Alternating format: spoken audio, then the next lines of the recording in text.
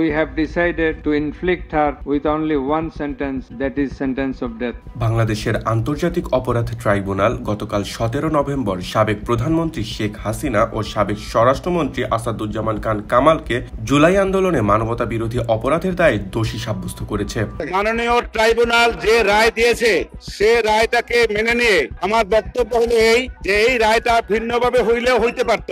গতকাল সোমবার এক সংবাদ বিজ্ঞপ্তিতে একথা উল্লেখ করে হিউম্যান রাইটস ওয়াচ বলেছে, আসামি দুজনের অনুপস্থিতিতে এ বিচার করা হয়েছে। তারা নিজেদের পছন্দের আইনজীবী বাছাই করতে পারেননি। এ অবস্থায় আদালত তাদের মৃত্যুদণ্ড দিয়েছেন, যা গুরুতর মানবাধিকার উদ্বেগের জন্ম দিয়েছে।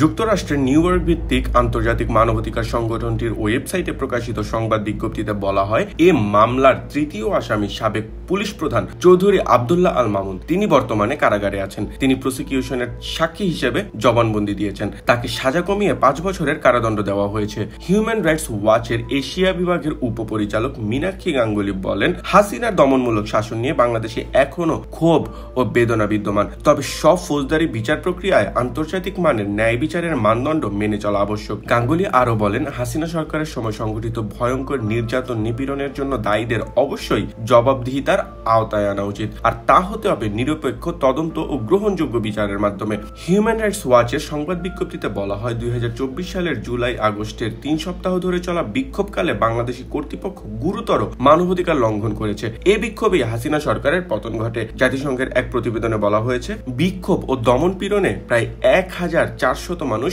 মৃত্যুবরণ করেছে। তাদের বেশিরভাগই নিরাপত্তা বাহিনীর গুলিতে নিহত বিক্ষোভকারী। হিউম্যান রাইটস ওয়াচ বলেছে, যারা নির্যাতন ও দমন পীড়নের জন্য দায়ী তাদের যথাযথভাবে জবাবদিহিতার আওতায় আনা উচিত। তবে বিচার কাজ আন্তর্জাতিক ন্যায় বিচারের মানদণ্ড পূরণ করতে ব্যর্থ হয়েছে। বিশেষ করে আসামিদের আত্মপক্ষ সমর্থনের পূর্ণ সুযোগ, সাক্ষীদের জিজ্ঞাসাবাদের সুযোগ এবং নিজেদের পছন্দের আইনজীবী নির্বাচনের অধিকারের ক্ষেত্রে মৃত্যুদণ্ড দেওয়ায় বিচার প্রক্রিয়ার ন্যায্যতা নিয়ে উদ্বেগ আরো বেড়েছে। হিউম্যান রাইটস ওয়াচ বলেছে, প্রসিকিউশন 54 জন সাক্ষী হাজির করেছিল। তাদের প্রায় অর্ধেকই বিশেষজ্ঞ সাক্ষ্য দিয়েছেন। অন্যরা ছিলেন ভুক্তভোগী বা তাদের পরিবারের সদস্য। শেখ হাসিনার বিরুদ্ধে প্রমাণ হিসেবে সরকারি কর্মকর্তাদের সঙ্গে তার কথোপকথনের অডিও রেকর্ডিং ছিল, যেখানে তিনি প্রাণঘাতী অস্ত্র ব্যবহারের নির্দেশ দিয়েছেন বলে মনে করা হচ্ছে। এখন লেখা লিখবেন ব্যবহার করবে,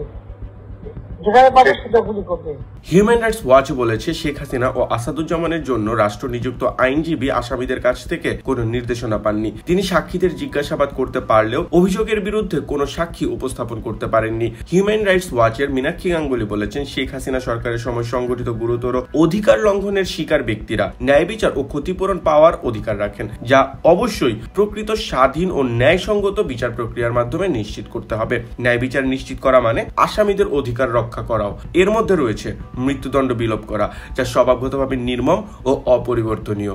ডেইলি হেডলাইন, ঢাকা।